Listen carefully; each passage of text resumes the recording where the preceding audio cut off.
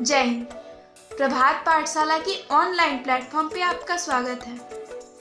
किसी भी भाषा की परफेक्ट जानकारी हमें होनी चाहिए, इस बात से तो हम भली भांति परिचित हैं, ताकि हम अपने विचारों को दूसरे के समक्ष एकदम स्पष्ट रूप से प्रकट कर सके और अगला हमारे विचारों को, हमारी भावनाओं को समझ सके। यही कारण है कि हमें विद्यालयों में जो भाषा हमारे आसपास बोली जाती है उसके व्याकरण का अध्ययन कराया जाता है, ताकि व्याकरण के माध्यम से उस भाषा के हम प्रत्येक बंदे को जान सके, प्रत्येक तथ्य को जान सके, जिससे उस भाषा की वर्णमाला, मात्रा और भी जो चीज़ें होती हैं उसको समझने में हमें दिक्कत ना हो। और हम सभी भारत में रहने वाले हैं, तो हमें सबसे ज़्यादा जो भाषा सुनने को मिलती है, जिस भाषा का हम उपयोग करते हैं, वो हिंदी है। और यही कारण है कि हमें विद्यालयों में हिंदी भाषा का व्याकरण अध्ययन करने को मिलता है।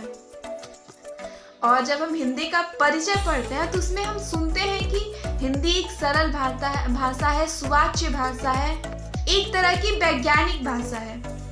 और जब हम हिंदी व्याकरण पढ़ते हैं तो उसमें अल्प प्राण, महाप्राण ये सब भी पढ़ते हैं। और जब हम हिंदी व्याकरण में स्वर पढ़ते हैं तो उसमें हम देखते हैं कि ई ये छोटी ई हो गई, ई बड़ी हो गई। इसमें हम देख रहे हैं कि ये एक ऐसी भाषा है जो जब हम सेंटेंस कोई भी स्वर को बोलते हैं, कोई भी वर्ण को बोलते हैं, तो उसमें जब हम अधिक समय लेते हैं तो उसका अर्थ बदल जाता है। जब हम ई बोले अर्थात छोटी, ई बोले तो बड़ी, छोटी ई बोले तो बड़ी। और यही कारण है कि हिंदी भाषा के जब हम सेंटेंस को भी बोलते हैं और कम और अधिक समय लेते हैं तो उससे उस सेंटेंस का अर्थ बदल जाता है। ऐसे में व्यक्ति को चाहिए कि वो भाषा का संपूर्ण अध्ययन करें, ताकि ई और ई अर्थात जब सेंटेंस के उच्चारण कम और समय में अर्थ जो बदलते हैं उसकी संपूर्ण जानकारी उसे मिल सके। अगर ऐसा नहीं होता है तो उसे बहुत बड़ी हानि का सामना करना पड़ सकता है। आइए हम एक कहानी के माध्यम से देखते हैं कि भाषा की अधूरी ज्ञान होने के कारण एक व्यक्ति को कितनी बड़ी हानि का सामना करना पड़ा। एक गांव में एक गरीब व्यक्ति रहा करता था जिसका नाम था मुरली, और एक धनी व्यक्ति रहा करता था जो व्यापारी था, उसका नाम था चंदन सेठ। वैसे भी एक गांव, एक समाज होता है तो वहाँ सभी वर्ग के लोग रहते हैं। वो गरीब, धनी, सारे वर्ग के लोग एक साथ रहते हैं और वे सारे एक दूसरे के सुख दुख में काम भी आते हैं। एक बार एक जो निर्धन व्यक्ति था उसे पैसे की जरूरत पड़ी।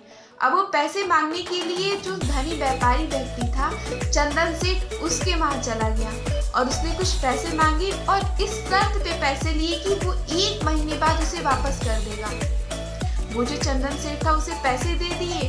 अब मुरली अपने घर चला आया, उस पैसे का जहाँ उपयोग करना तो उसने उपयोग कर लिया, परंतु 1 महीने बाद तक उसके पास पैसे का इंतजाम नहीं हो पाया, इस कारण वो पैसे नहीं दे पाया।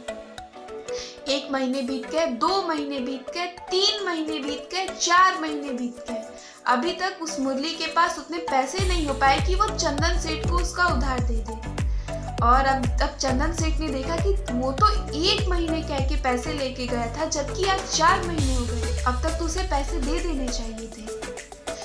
और जब पैसे ना मिले, यही कारण था कि चंदन सेठ मुरली के घर जा पहुंचे। मुरली ने कहा अभी तो पैसे नहीं हुए हैं, लेकिन मैं 1 सप्ताह बाद दे दूंगा। फिर उसने 1 सप्ताह का दिन दे दिया, फिर भी उसके पास पैसे ना हो पाए। ऐसे 3 सप्ताह फिर बीत गए। फिर चंदन सेठ उसके घर आया, फिर उसने मांगा, फिर कहा कि आप कल आइए, मैं आपको कल दे दूंगा। अब वो कल पे तो वो चंदन सेठ चला गया, लेकिन धमकी देकर गया कि कल मैं आऊँ तो मुझे पैसे चाहिए। अब जो मुरली था वो गांव के एक दूसरे व्यक्ति जो बहुत विद्वान व्यक्ति थे उनके घर गया और कहा कि उनका नाम था ज्ञान प्रकाश। उनके घर गया और कहा कि आप मेरी सहायता कीजिए, मैंने पैसे लिए हैं लेकिन मेरे पास पैसे नहीं है और मैंने उनसे कहा है कि मैं आपके पैसे कल दे दूंगा। अब जो ज्ञान प्रकाश जी थे उन्होंने कहा कि ठीक है, मैं तुम्हारी सहायता करता हूँ, मैं कल तुम्हारे घर आता हूँ जब चंदन सेठ वहाँ पर आया हुआ हो। अब मुरली बोला ठीक है, वो सुबह आएंगे, आप भी सुबह आ जाइए।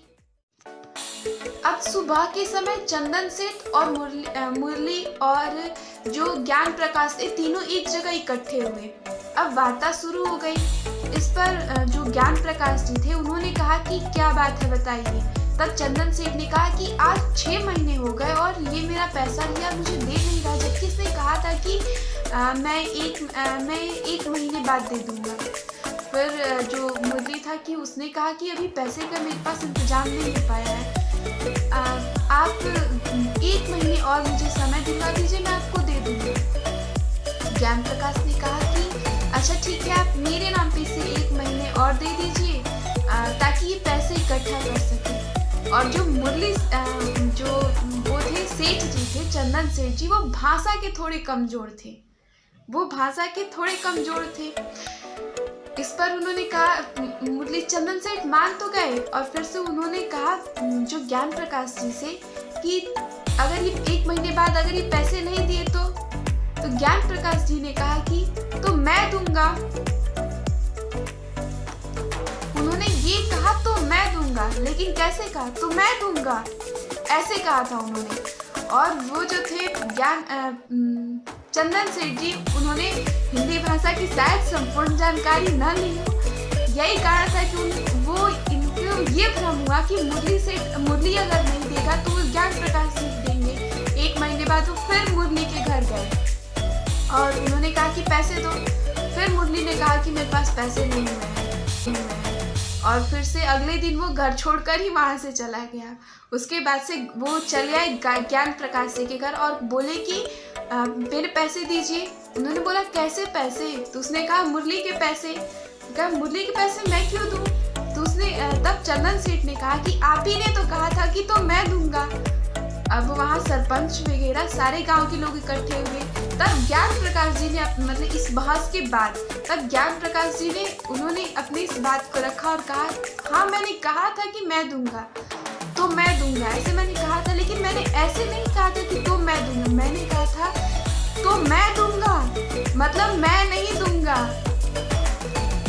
और सरपंच लोग भी शिक्षित थे तो उन्होंने मान लिया कि हाँ इन्होंने कहा तो मैं दूंगा, मतलब मैं नहीं दूंगा, इसका अर्थ यही हुआ। और इधर मुरली भी चला गया और इधर ज्ञान प्रकाश जी ने अपने पल्ला झाड़ लिया। अब चंदन सेठ को बड़ी भारी नुकसान उठाना पड़ा। देखिए तो एक भाषा की कमी हो जाने का अर्थात न पता होने के कारण उसके ज़्यादा समय में बोलते हैं तो क्या अर्थ निकलता है, कम समय में बोलते हैं तो क्या अर्थ निकलता है। चंदन सेठ को कितनी बड़ी हानि का सामना करना पड़ा। इसलिए व्यक्ति को चाहिए कि वो जिस भाषा का उपयोग कर रहा है, अपने आसपास में जिस भाषा का प्रयोग कर रहा है, उसकी संपूर्ण जानकारी रख ले। अन्यथा चंदन सेठ ने जिस तरह अपने नुकसान का सामना करना पड़ा, वैसे अपने व्यक्ति को भी नुकसान का सामना करना पड़ सकता है। इसलिए भाषा को सीखिए और उसके जानकार बनिए।